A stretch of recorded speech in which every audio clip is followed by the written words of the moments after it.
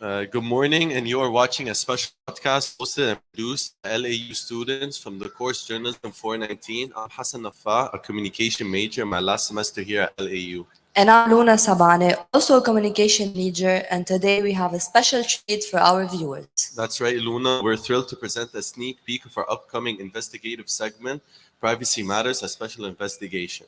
In a world where privacy is increasingly under threat, this segment sheds the light on the challenges faced by journalists and citizens in Lebanon. From schools' data being leaked to real life experiences from a journalist's eye, we'll explore the complexities of news gathering and the urgent need for legal reforms. Stay tuned for an eye opening preview of what's to come in Privacy Matters, a special investigation. Journalists face an unprecedented challenge in disseminating the truth. Lebanon lags behind in data protection. My name is Lin Samboudi. I'm actually an LAU graduate. I am a journalist. I studied multimedia journalism, and currently I'm working at an online media outlet. It's called JSC Beirut, and this is Beirut. I'm working as a multimedia journalist and reporter. I had to do a tiny documentary about a corruption case that was happening in the country. This employee actually wanted to stay anonymous. While we were shooting the interview, we only took his shoulder and the background without taking his face or his name, and that's just to protect his privacy while also preserving the public's right to know. Every time I want to go online, I get scared because I know that someone is maybe watching me. This is evident in the absence of clear rules and regulations against data breaches in Lebanon.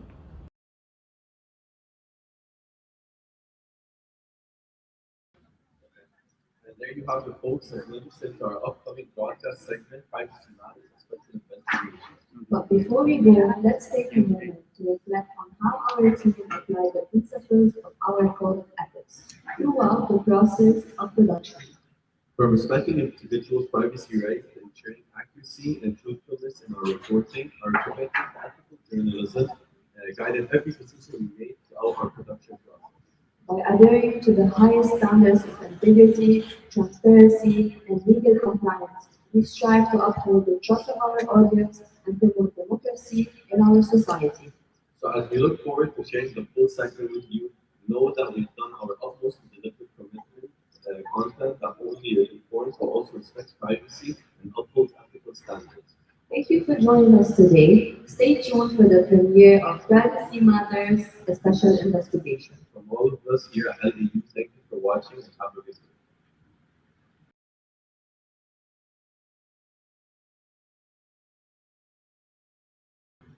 Lebanon, a land where centuries of history, delicious cuisine, and stunning mountains.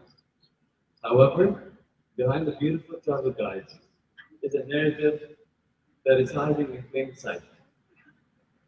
A diverse array of religious and cultural traditions that call Lebanon home and are not fully represented in the media environment. Some cultures appear to be focused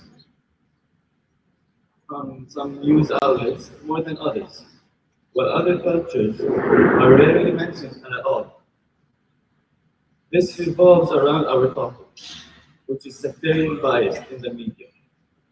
The trailer you are about to watch will give you a small glimpse into our full video, which tackles the problem and introduces two solutions. One of those solutions is our original code of ethics, which is respect and diversity of opinions. And the second solution will be offered by our interviewee. On behalf of my team, which comprises of Sabil, Thomas, and I, Rawad, we hope you enjoy the trip.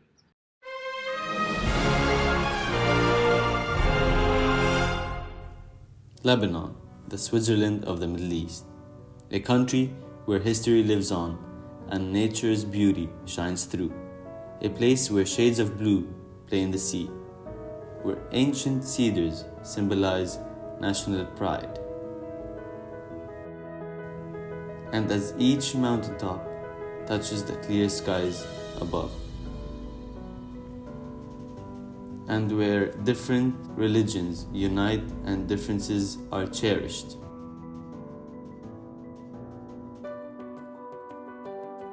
And while Lebanon sounds like heaven on earth, Lebanese media strive to tell a different story. Media outlets try to use our differences to turn on each other. MTV treating Hezbollah like a terrorist group.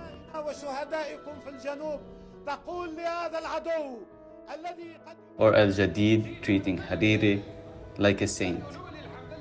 One of many problems in Lebanese media is the sectarian bias. What can be done to improve the media?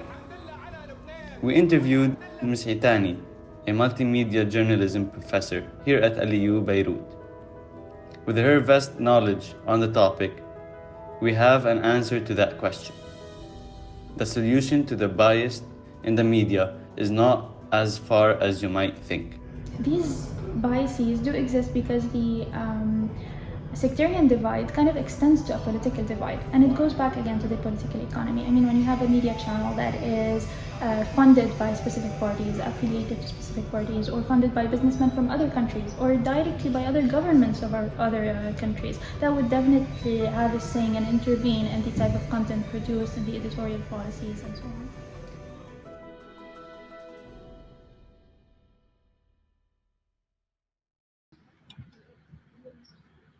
There are numerous voices in the history of the world. The media needs to start reflecting that. The diverse religions and civilizations of Lebanon are like to an exquisite, multicolored world.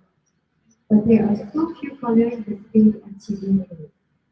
All people's stories should be reflected fairly in the news, regardless of their religious beliefs. This is where our original code of ethics comes from. In our first segment, you will see how Mr. Zaitani gave a plausible solution to the media bias in our country, which is closely linked to alternative media. Thank you, and hope you enjoy our discussion. Does it sound okay? Does it sound okay?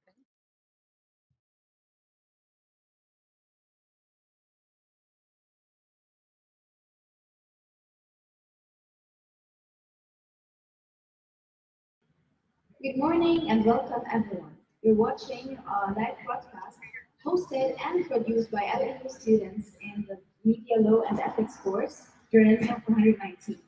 So in our segment, we are presenting and we are trying to expose the revelation that the news media in the West, especially in the relation between Palestine and Israel, does not have the morality and fairness because, first of all, they are underplaying the operations that Israel launches against Palestinian civilians. They are despising Palestinian narratives and they are rejecting to admit the Palestinians their human rights, looking at it from an Israeli security framework. I hope you enjoy our trailer.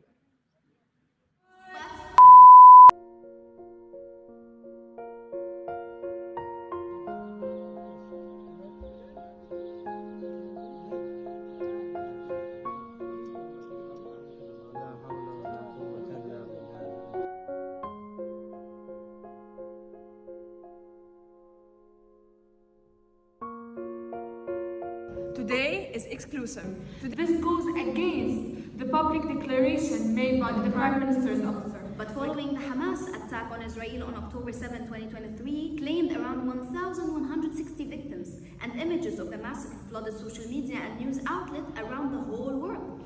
Are you denying the fact that Israelis have killed thousands of children and beheaded thousands of them? So you're just saying that Israeli civilians don't have the right to this land? Right! Ladies, hold on. Both of you should report your news in a very objective way. Let us leave it to the audience to decide which narrative and stance they should stand for. And there's no objectivity in news when it comes to justice. We could not achieve justice for people who are being marginalized in news. That's why we should report the Palestinian narrative and give voice to the voiceless. Because without sharing the truth behind the narrative, we cannot achieve justice, freedom, and liberation for Palestinians. Finally, free Palestine. This section will cover the relevant code, understanding how the war is being reported from levels to language being used. Amazia's media resources guide emphasizes the closest to avoid both sides framing.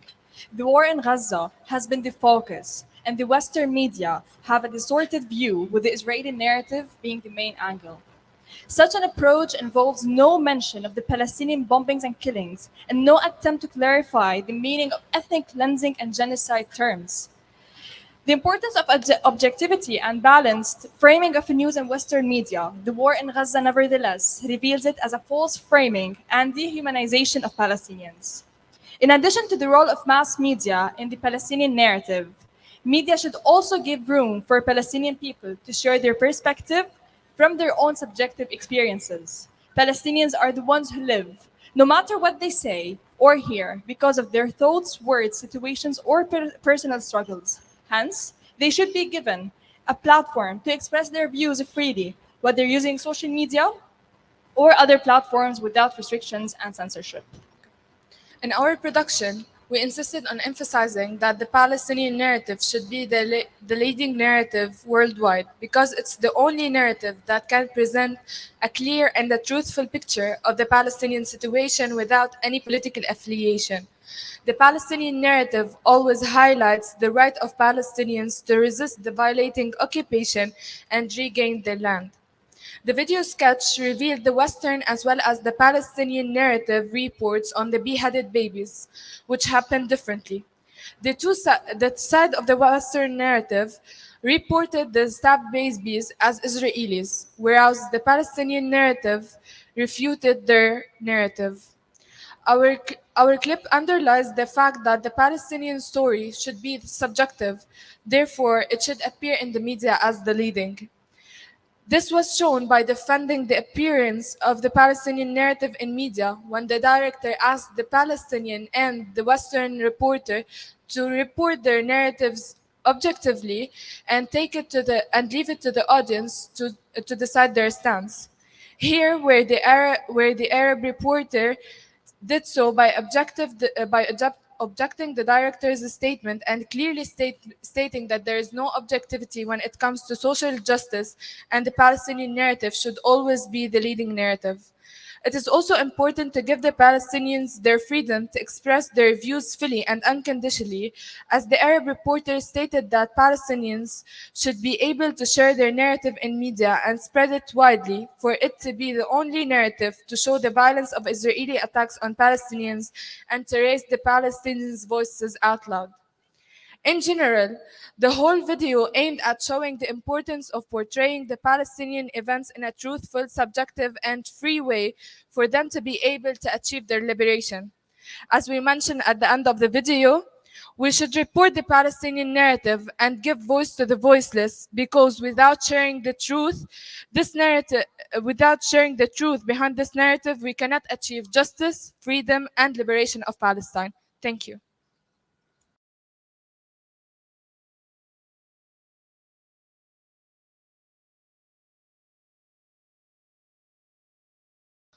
Good morning, everyone. I'm Adam Assas. And I'm Yara Khaddaj, and we are both communication students at the Lebanese American University.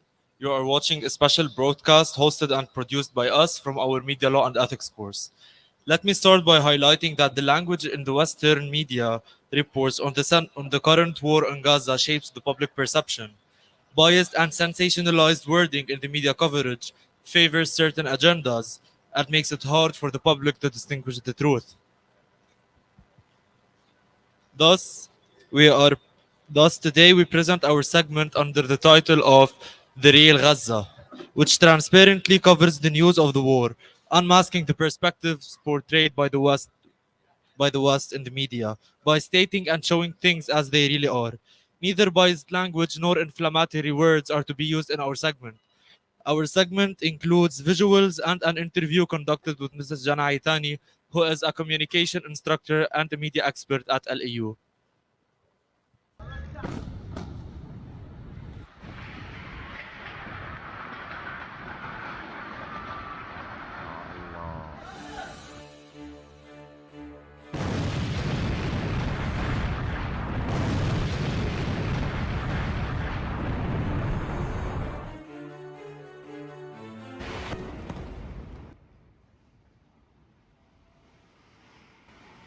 In recent weeks, the ongoing war between Israel and Gaza has escalated, leading to heightened tensions and concerns for civilian safety in the region.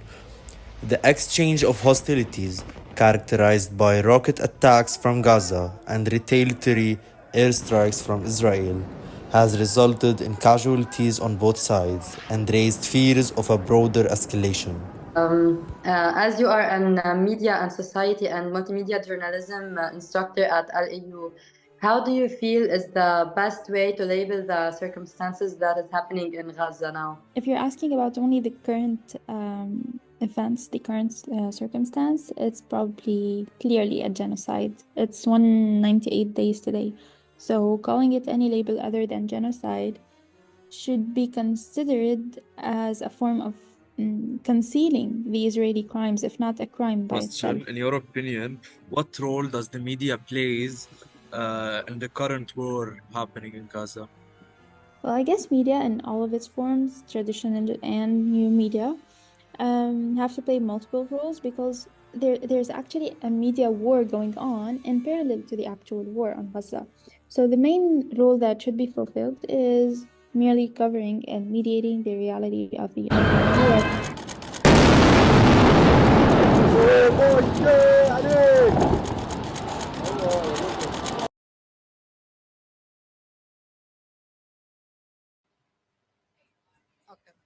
Our segment, The Real Gaza, presented an unbiased coverage of the war. Clearly, the choice of words that are presented in Western media shapes narratives and serves Western agendas. Furthermore, a transparent portrayal of the Gaza war, as mentioned in the interview with Mrs. Aitani, is important for the credibility and for writing of the historical timeline in the media. Today, we call for a transparent news that abide with ethical coverage of the current circumstances in Palestine by presenting the reality using objective words and avoiding biased and sensational language. Thank you and have a nice day. Thank you.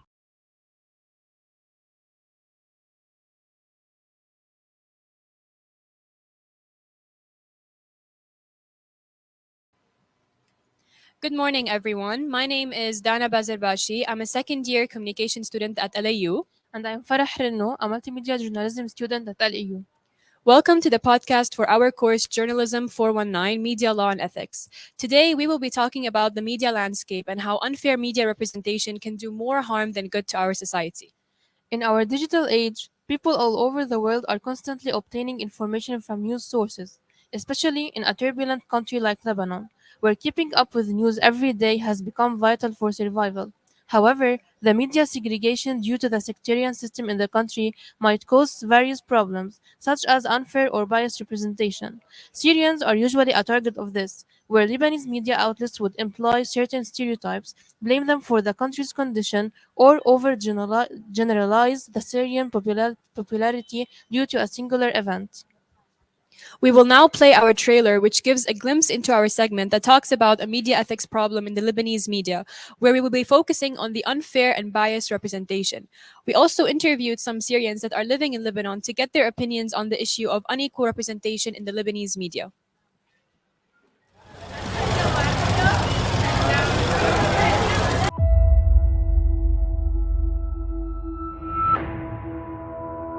Relatively civilized. They look like any European family. Christians, they're white. You know, this is a relatively civilized, relatively European, I have to choose those words carefully too, city where you wouldn't expect that or hope that it's going to happen.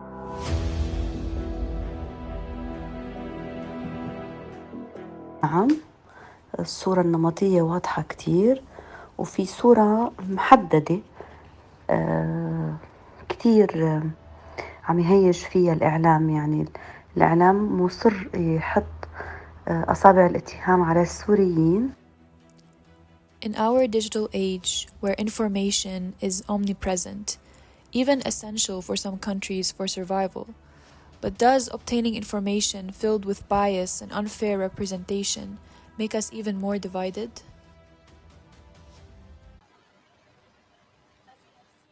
When each news organization often tells one side of the story based on its own beliefs, a lot of division can occur in society, and it can negatively impact marginalized groups. This is why all media outlets in Lebanon should strive to employ media ethics in order to ensure the proper dissemination of news and representation of all groups without bias. Thank you.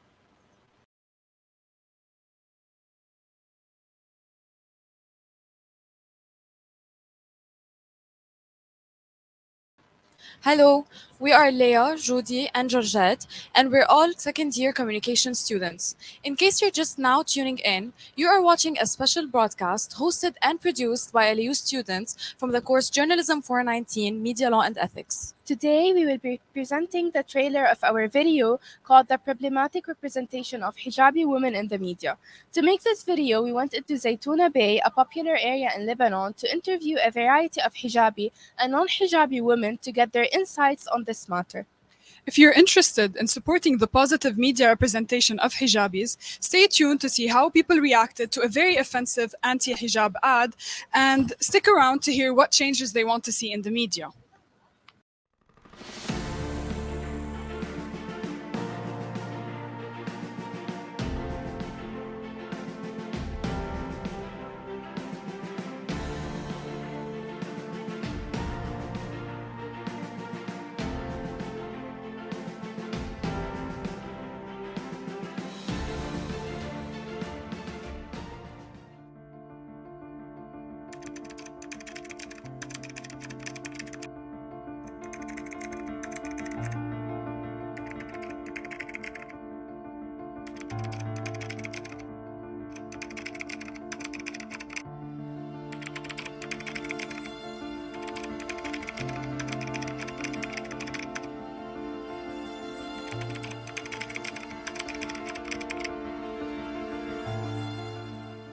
الحجاب ما بيمنع الحرية. أول شيء هذا الشيء كتير غلط. يا ريت نحن كلنا سوا نقدر يعني نوقف هيدا الشيء ونغير هيدي الصورة عن المرأة. I'm working, I'm doing my masters, I'm doing everything وما عندي ولا شيء موقفني. إنه ال representations تبع hijabis on social media is very inaccurate.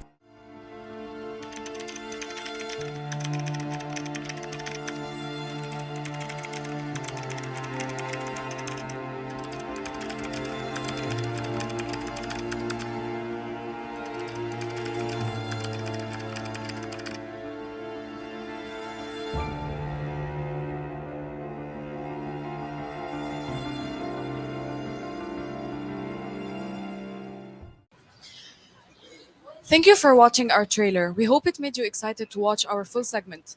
We have invested a lot of effort into reaching out to our local community, listening to their takes, and promoting what they have to say about this harmful media problem. By conducting interviews on the ground, we covered how the local community here in Lebanon felt about the misrepresentation of hijabis in the media. It was very memorable to hear hijabis express their frustration, anger at their current misrepresentation on the screen.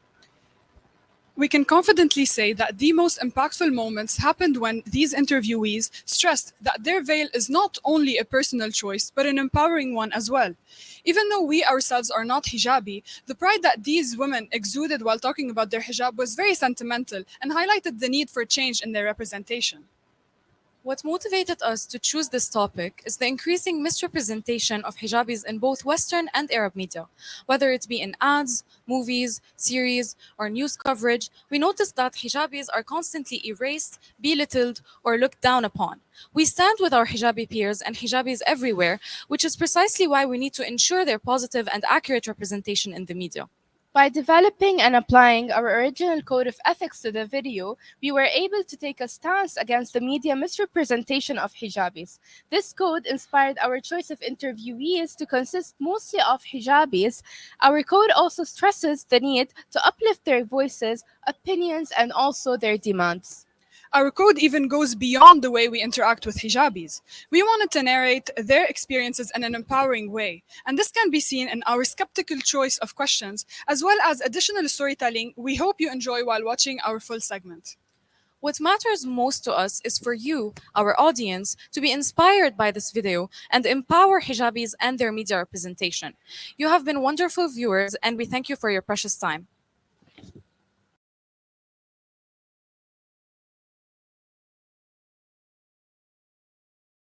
My name is Yasmin Azan and I am a student at LAU. This is my teammate, Aya Masri. I study multimedia journalism and Aya studies communication. For our media law and ethics class, we have decided to work on an audio production that addresses the growing misrepresentation of minorities in the media. Our production is inspired by an original code of ethics that we developed that emphasizes the importance of intersectionality when reporting on minorities in media making. In Lebanon and the Arab region, a lot of stigma is embedded in our media. This is especially true when the discussion is about marginalized communities. Even more so, we forget that the layers of our identity are manifold, and that different factors interplay with each other to form one person. That being said, and with this being a student-led broadcast, our production aims to center marginalized students' voices by asking them about their experience as women, as hijabis, as part of the LGBTQ community, or as Muslims. I want to reiterate how important intersectionality is in the context of accuracy and ethical reporting from a marginal standpoint perspective. Ethical representation requires an understanding of the different identities and experiences within a community. Intersectionality encourages media creators to depict characters and stories that reflect the complexity of real-life individuals. Hi, this is Aya, and I'm very excited to be here with you today. As Yasmina mentioned, our focus on intersectionality isn't just a buzzword. It's a guiding principle that informs every aspect of our work. By centering the voices of marginalized communities and recognizing the multifaceted nature of identity, we hope to challenge the stereotypes and biases that pervade mainstream media. Our code of ethics is reliant on an intersectionality approach, but also on a feminist media ethics and the standpoint theory. We believe reporting from the source itself is essential to deliver ethical intersectional reporting. So thank you for tuning in, and we hope you'll enjoy our production.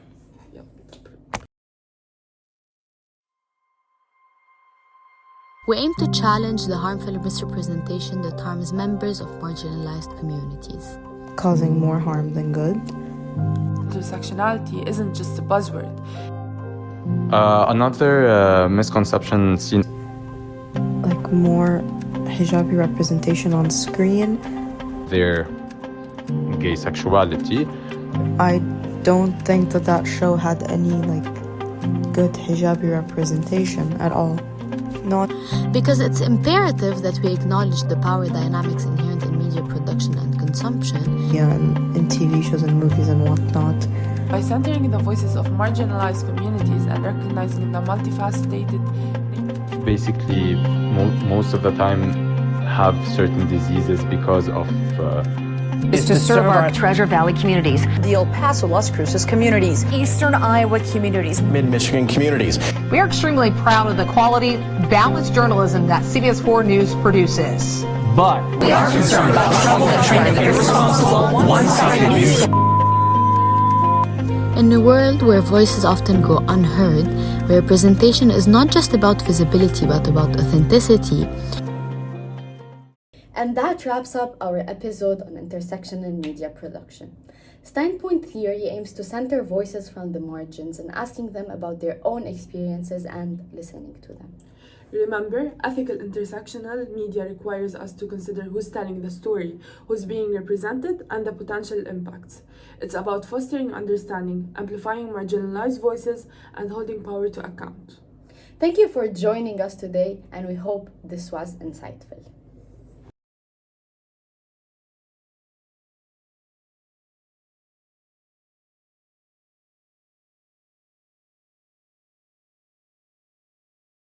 Hello everyone, and welcome to our segment on the portrayal of disability in the media. Today, we're going to explore the often inaccurate and harmful representations of disabled individuals in films and TV shows. But before we delve into the clips, I want to share some insights from a special interview that we conducted with someone who has first-hand experience with disability and has been instrumental ensuring that our media product does not serve as another media production that spreads false stereotypes. Before conducting the interview, we made sure that Zahra is comfortable sharing her experience. We also explained the types of questions that you will encounter. I also want to mention that Aya, Zahra's twin sister, sharing the same problem, helped us filming the interview. Throughout our conversation with Zahra, we discussed the impact of media portrayals on public perceptions, the importance of authenticity in representation, and ways to promote positive change in the media industry. So, as we watch a trailer of these clips together, let's keep in mind the insights shared by our beloved Zahra and consider how we can advocate for more accurate and respectful portrayals of disability in the media. Let's get started. We'll make a memory out of it. Lose the scarf. If you're going to wear a dress like that, Clark, you have to wear it with confidence. Only you will trainer. انه ليش نحن اعطينا هذا الدور لحدا انه ما بيشي انه ما عم بيمثلنا انه ليش ما جبنا حدا مثلا disabled people هيك انه disabled person يمثل نفسه ويمثل العالم disabled actually. Why don't we give the chance مثلا لشخص who is really عم بيمثل Nene, derin benim babam. O ne biçim laf kız? Ama öbür babalara hiç benzemiyor. Çünkü senin baba seninle aynı yaşta. Benim babam benden aynı yaşta. Yakalayamazsın ki. patronizing, condescending. ما بتحسي يعني have انه petty friendships لانه sometimes عن جد you can tell the intentions of a person انه ليش عم يحكي معك انه out of bitterness. انا I'd rather not have هيك مثلا people in my life. Yet. Rewinding. انه دائما يجيبوا حدا يا عايش الاكسبيرينس او انه is knowledgeable how our society is not انه adequately equipped لل people with disabilities. Right here.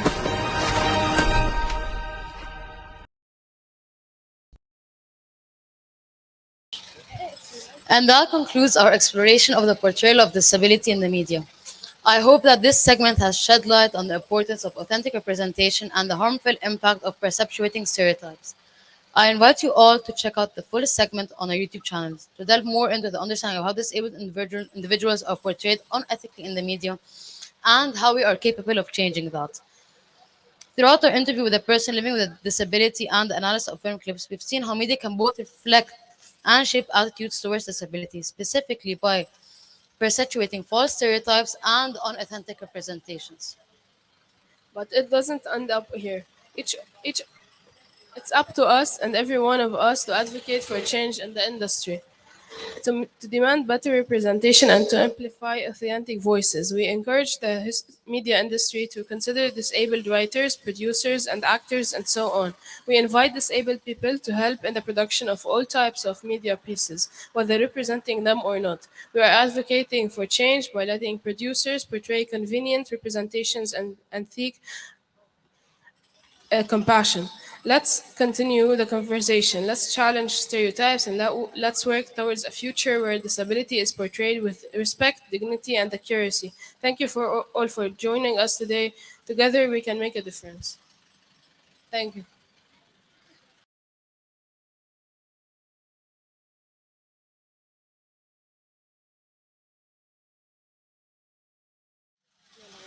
Hi everyone, I'm Farida Dawa. I'm Yasmin Saad. And I'm Clara Hamami. Together we're a team of communication students dedicated to address a crucial issue in today's media landscape, which is the misrepresentation of women.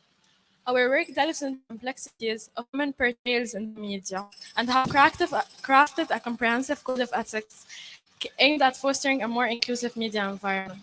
Our latest project embodies the spirit of this code, focusing on the imperative of showcasing the diverse spectrum of women's experiences and identities. And today, we are thrilled to show you our work, which serves as a testament to our commitment to reshaping the narrative surrounding women in media.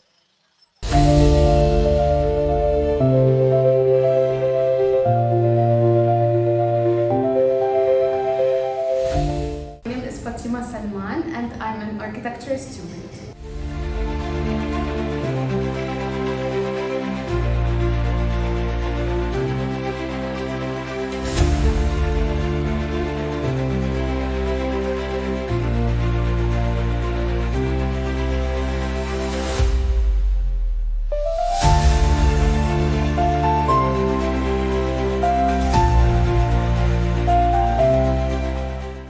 Sarah Hafisikar. I am a biology pre-med major. Hi, I'm Saya Misal. I'm a biology pre-med student who I plan to continue in med school. In the media, they portray researchers as men, males, little women. Yeah, women in the science field are usually the assistants, or like in the medical field are usually the nurse. And we would like to change that as a generation. And the first place to start with this change is with me.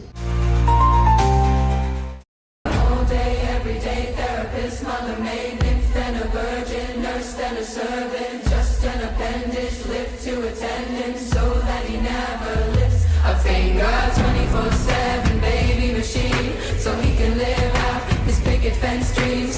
It's not an act of love if you make her, you make me do too much labor.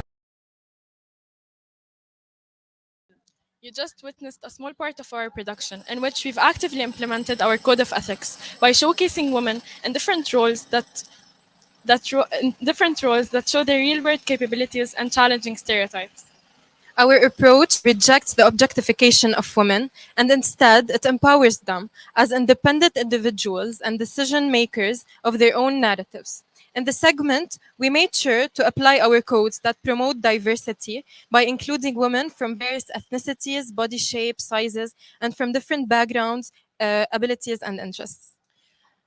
Our segment also confronts societal challenges women face, amplifying their voices and advocating for change. By portraying women as sources of strength and leadership, we strive to inspire our audience and foster a more inclusive media landscape. And finally, we would like to thank all the women that contributed in the making of this video, especially the architecture and pre-med biology LEU students. And don't forget, women can do it.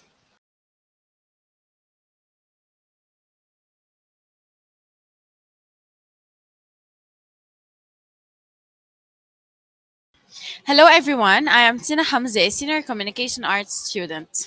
Hello, I am Aya Rabat, a senior communication arts student as well. Thank you all for attending. You will be watching a broadcast hosted and produced by us, LEU students, with passion from the Media and Law Ethics course given by Dr. Gretchen King.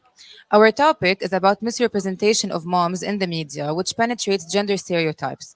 Representation has many aspects and effects on our society and our perceptions on motherhood. Here is a trailer that will give you a sneak peek related to our topic. Let's watch it together.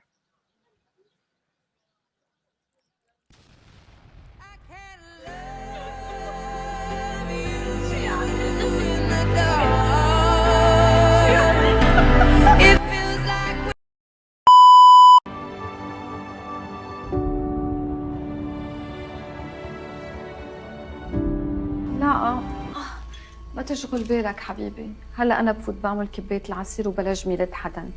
تفضل عقيل، فوت اقعد حد مرتك كيف يعني؟ شوفي زي ما أنا قطعيهم صغار خلاص يا بنت أنت وياها بس خلاص اسمعي اطلعي برا المطبخ خلاص. ايش لاهيه فيه؟ الولد قاطع مسافة من الشاليه لنص الشارع ما حد درى عنه. بغيت ادعمه طلع بوجهي، بغيت ادعمه، بغيت ادعم ولدي. شلون صار كذي شروق؟ شلون صار كذي؟ Hadi kapat kapıyı hadi.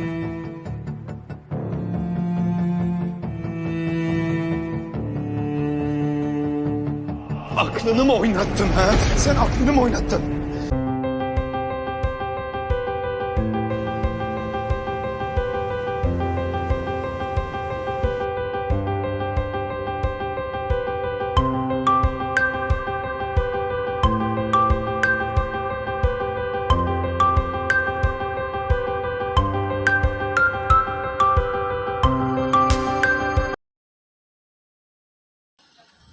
The media has always been centralized to depict mothers as housewives, confined to their motherly responsibilities, household duties, and husband needs without focusing on their professional roles, and despite the fact that many women have been progressively occupying leadership and entrepreneurial roles, these roles are heavily marginalized or misrepresented. Accordingly, it became critical to explore how the media's representation of motherhood is actually silencing women's authentic voices. The misrepresentation of women in general and motherhood in specific across the mass communication channels of media is a continuous challenge aimed at the marginalization of their contribution and misrepresentation of their roles. Media has progressively and continuously acted as a powerful force in shaping our realities and identities, wherein it can be explicitly argued that real mothers' experiences are both influenced and dominated by these media portrayals, which become widely accepted as the correct way to mother. Based on our research, we conducted several original codes of ethics, four of which are the following. Media representations of motherhood should reflect the true livelihoods, experiences, and reality of mothers' lives, and must include the depiction of professional pursuits, personal goals, and cultural backgrounds.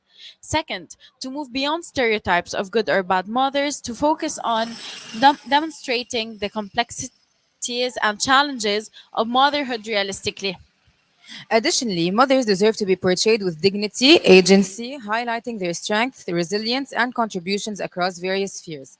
Finally, considering counteract traditional gender roles and focus on depicting mothers as capable partners, decision makers, and leaders within families and communities. Through our segment, we will be applying the previously mentioned principles code of ethics. We portrayed reality of motherhood and highlighted the caring, resilient, loving mother. Thank you for being a part of this broadcast. We hope you enjoyed watching it just as much as we enjoyed producing it. Thank you.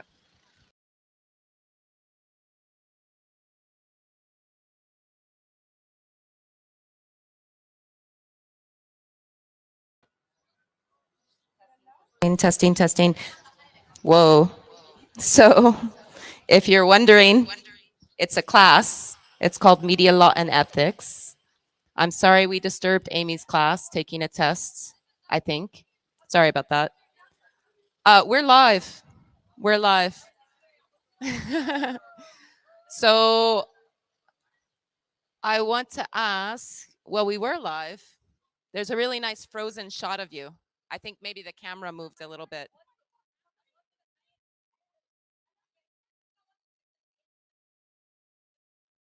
Let me try. Okay, I got. Hold on. Now you're live. Okay. So I will come in the picture. Sada, I have to step over you. I'm sorry. Okay. So thank you very much for participating in this broadcast. But I want to say that this broadcast is part of the learning outcomes. And I wanted to know if anyone here has anything to say about using broadcasting as part of teaching methods. Would you have rather done a class presentation? No. Why? Why is this different? Okay. You showed your practical skills, practical. And Monia, you sure you didn't want another presentation? I really don't think you're on camera. Maybe it's fine, Did anybody not think the assignment was beneficial to learning about ethics? Yada, you want to explain? Hassan, that is unethical to make up fake news about Yada, okay? Did everyone figure out how to apply ethics to the assignments? Because if you didn't, you get a 0. Sure. You have something to say?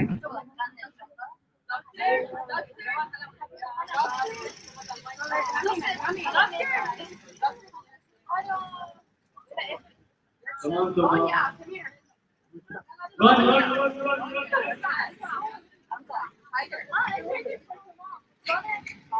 Okay, you're going to lose participation points. You weren't here. We had a whole thing happening. Thomas.